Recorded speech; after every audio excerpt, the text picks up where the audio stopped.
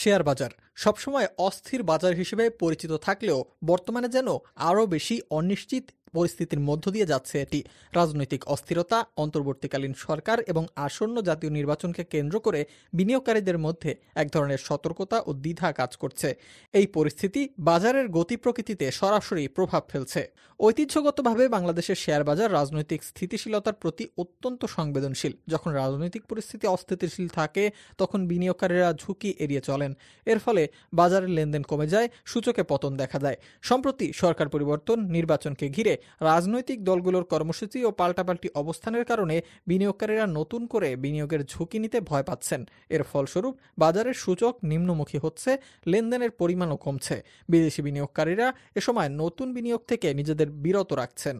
অন্তর্বর্তীকালীন সরকারের নীতি এবং আসন্ন নির্বাচনের ফলাফল নিয়ে অনিশ্চয়তা বিনিয়োগকারীদের মধ্যে আস্থার সংকট তৈরি করছে। নতুন সরকার কী ধরনের অর্থনৈতিক নীতি গ্রহণ করবে তা নিয়ে স্পষ্ট ধারণা না থাকায় বড় বিনিয়োগকারীরা অপেক্ষা করছেন।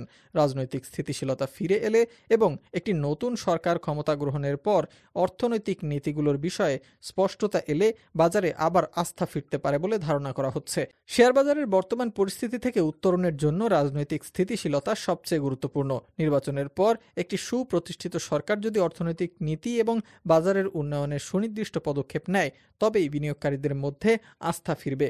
পাশাপাশি বাংলাদেশ ব্যাংক এবং সিকিউরিটি এক্সচেঞ্জ কমিশন বাজারকে স্থিতিশীল নিশ্চয়তা করতে কার্যকর ভূমিকা পালন করতে হবে।